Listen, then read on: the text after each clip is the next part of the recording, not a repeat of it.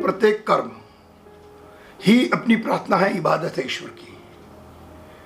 मनुष्य के कर्म और भाव का जो सामंजस्यपूर्ण जीवन है उसी के लिए उदाहरण बना हुआ है। हालांकि उसमें व्यापकता के साथ ईश्वर ने अभिव्यक्त किया है कि आप जो भी कर्म करते हो सब मैं ही हूं। चाहे वो दैनिक जीवन के आपके क्रिया हो या मानव सभ्यता की क्रिया हो, समाज हित की क्रिया हो, आपके आनंद अभिव्यक्ति की क्रिया हो, वो कहता है कि आपके प्रत्येक जीवन दर्शन में मेरे भाव और मेरी अभिव्यक्ति ही झलकती है। तो हम उस दार्शनिक मोड़ के बजाय हम एक छात्र जीवन के लिए, एक आपके व्यवहारिक जीवन के लिए इस कोटेशन का क्या अर्थ है और क्या प्रासंगिकता हो सकती है, जिससे मानव और आपके जीवन निर्माण की जो संकल्पना है वो आपके लिए प्रेरित हो या आपके लिए आवश्यक बने। Every act can be act of a prayer, अर्थात हम उन भावबोध के साथ वो प्रत्येक कर्म करें कि वो कर्म ही इबादत बन जाए। इबादत क्या होती है? इबादत का मतलब होता है हमने जिन उद्देश्यों को लेकर किसी कर्म करने का संकल्प लिया है या कर्म करते हुए हम प्रतीत हो रहे हैं, वो कर्म उसी दिशा में आपको ले जाए, वो आपकी इबादत है।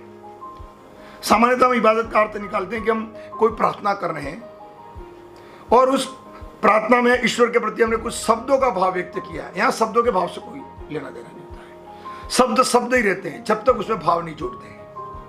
तो पहले का मतलब होता है कि जो शब्द हम अभिव्यक्त करें उसमें भाव हो तो प्रार्थना बनती है। अब प्रार्थना कर्म कैसे बन जाए कि हमारा कर्म ही प्रार्थना बन जाए? तो कहने का तात्पर्य यह है कि हम जो भी कर्म करें, जिस उद्देश्य की पूर्ति के लिए, जिन भावों के लिए हमने कर्म करना शुरू किया है, वही कर्म हमारी गरिमा के अनुरूप हम करते जाएं तो आपके कर्मों की इबादत है। आप स्टूडेंट हैं, आप पढ़ने आए, अब प्रत्येक क्रिया आपके पहने हुए उस ड्रेस, उस अभिव्यक्ति या स्टूडेंट के कोड ऑफ कंडक्ट के अनुरूप है और आपके अपने दायित्वों का वहन करके आपकी सामर्थ्य के अनुसार ईश्वर ने जो दिया है उस सामर्थ्य तक अपने कर्म कर पाओ, इबादत है। यह जरूरी नहीं है कि दूसरा कितना कर रहा है, जरूरत यह होती है कि आपके अंदर कितनी क्षमता है, उन क्षमताओं को आप पूरी ईमानदारी के साथ निभाएं और वो क्षमताएं आपके कर्मों का जब चिंतन करें या उसका मूल्यांकन करें तो ऐसा कभी ना लगे कि आपके कर्मों में क्षमता होने पर भी आपने अपने कर्म को सही नहीं किया, इसलिए रिजल्ट नहीं मिला है। अर्थात पूर्ण ईमानदारी के साथ अपने किसी भी कर्म को श्रेष्ठता देने के लिए जो लयात्मक, भावात्मक, प्रक्रियात्मक कार्य करने की जो आपकी दक्षता है, क्षमता और दक्षता, क्षमता पोटेंशियल है और दक्षता स्किल है, दोनों के बीच में, अर्थात आपकी क्षमताएं एक समय के बाद रुक जाती हैं तो क्षमता भी डेवलप कैसे होती है? कौशल से। अर्थात 1 घंटे बैठने की क्षमता है आपके अंदर, 14 घंटे मेहनत करने की क्षमता है, तो आपने बस अपनी भावनाओं से आप अपना कर्म तो कर रहे हो।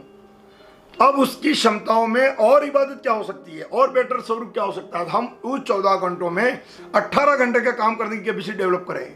18 घंटों का काम 14 घंटे में करने लग गए तो कल हम 22 घंटों का काम 14 घंटों में करें। That is the skill. अर्थात आपने कर्म करते हुए नहीं दिखे दुनिया में, कर्म की श्रेष्ठता भी आपके भावों में है कि आप अधिकतम जो कर सकते हो उसको कर रहे हो, तो उसको कहते हैं एक्ट ऑफ प्रेयर। अर्थात आपका प्रत्येक एक्शन किसी भी भाव की पूर्ण आहुति के लिए, जिसके लिए आपने वो कर्म स्वीकार किया है। इसीलिए तो कहा जाता है ना कि कर्मण्येवाधिकारस्ते मा फलेषु कदाचन। अर्थात प्रत्येक कर्म तू करता जा, फल जो आप बार बार जानते हैं हम लोग कि फल ईश्वर दे देगा। अर्थात दुकान पे रहने वाला व्यक्ति भी यदि बिजनेसमैन भी अपना कर्म कर रहा है और इबादत के रूप में कर रहा है तो उसके दुकान की गुडविल होगी, स्टूडेंट की भी अपनी गुडविल होगी। इबादत के द्वारा कर्म किए गए में विशेषता क्या होती है? उसमें प्रामाणिकता होती है, उसकी अपनी एक साख होती है, इमेज होती है। वो अपने मूल्यों और अपने कर्मों की उस परिभाषा में अनैतिक कोई कर्म नहीं करता है। दुकानदार होगा तो चाहे वो बुजुर्ग जाए, अनपढ़ जाए या कोई वृद्ध महिला जाए, वो कोई कालाबाजारी नहीं करेगा, कोई चीटिंग नहीं करेगा और ईमानदारी से अपने पूर्ण सामर्थ्य से कर्म करेगा और श्रेष्ठता प्रमाणित करके निरंतर कर्म करेगा तो निश्चित रूप से उसका बिजनेस बेहतर चलेगा, क्योंकि उसके अंदर लोगों की विश्वास है, उसके अपने मूल्य हैं, वो अपने दिए हुए मापदंडों के विपरीत कभी लाभ के लिए कोई कार्य करता नहीं है, क्वालिटी के साथ कभी समझौता नहीं करता है, और प्रत्येक मनुष्य के, चाहे वो अज्ञानी है या ज्ञानी है, समानता का व्यवहार करके श्रेष्ठत्व प्राप्त करने की जो उसके कर्मवादी विचारधारा है, वही उसकी प्रार्थना है। ऐसा बच्चा भी करता है कि वो अपने समय का वो बच्चा ट्रस्टेड हो जाता है। यदि उसके बच्चे के कर्मों में इबादत है तो बच्चा अपना होमवर्क करेगा, टाइम से पढ़ेगा, अपने आप को मैनेज करेगा, प्रत्येक क्रिया के लिए उसका एक डिसिप्लिन होगा, और अपनी गरिमा से वो दूसरों के हित में भी काम करेगा, और अपनी गलतियों को स्वीकार करके सुधारने के लिए भी उसकी मनस्थिति तैयार होगी। वो अपने समय में खुद न्याय करता है, अपने कर्मों का भी सही विश्लेषण करता है, उचित क्रियाओं पर ध्यान देता है, अनुचित क्रियाओं से हटना शुरू करता है, अपने माँ पिता या जो भी हमारे पारिवारिक संवेदनाएं उनके प्रति पूर्ण निष्ठा रखता है। इबादत अर्थात फिर उसके कर्मों, उसके भावों का कभी विश्लेषण करके समय खराब नहीं होता है। हर व्यक्ति उसके कर्मों में भाव रखेगा, और आपका नाम ही आपके कर्मों की आइडेंटिटी बनकर दुनिया के सामने आनी शुरू हो जाएगी। जैसे नाम आएगा लोग कह देंगे दैट इज राइट, यह पर्सन बेहतर है या अच्छा है। इसका मतलब आपके कर्मों में एक डिसिप्लिन है, इबादत है, निष्ठा है, सत्यता है और प्रामाणिकता है।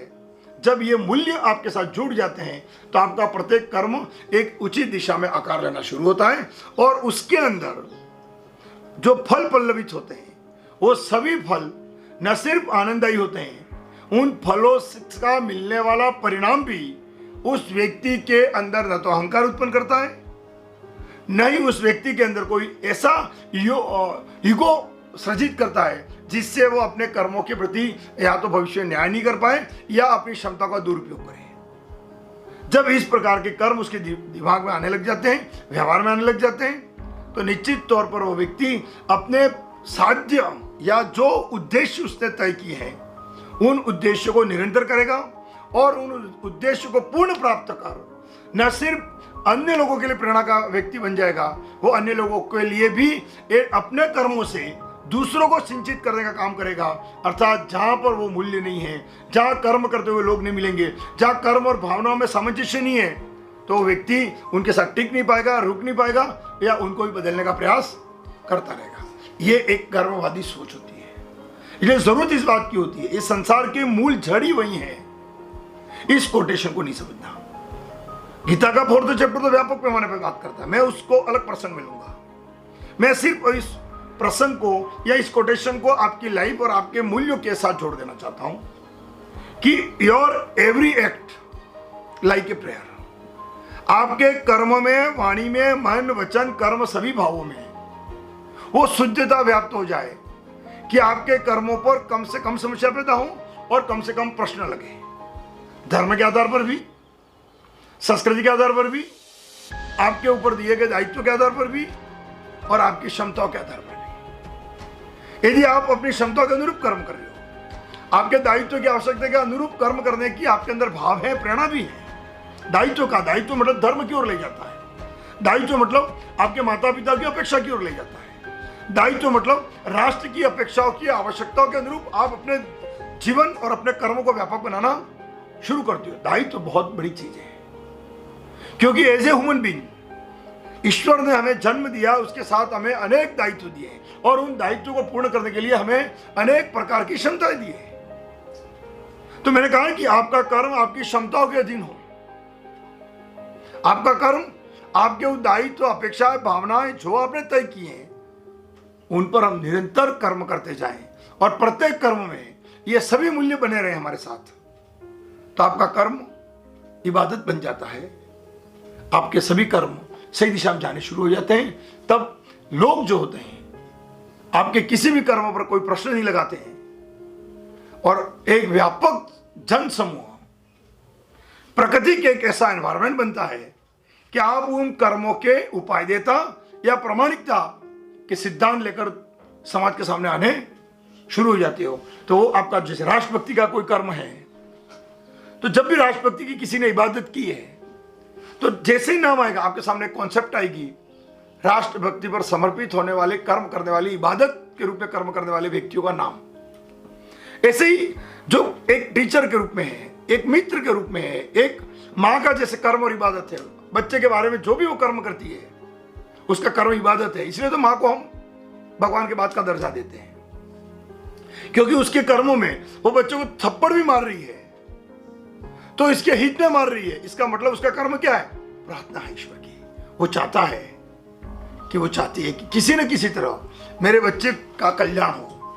तो जैसे हम भगवान से अपेक्षा करते कि वो तुम्हारा कल्याण करे, उसकी थप्पड़ की सजा में भी वो कर्म उसके कल्याण का भाव नहीं थे, इसलिए उस कर्म को इबादत कहा जाता है।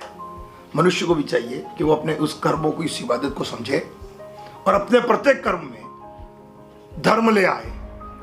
धर्म की भक्ति अलग है और कर्म में धर्म होना उस भक्ति से भी श्रेष्ठ है।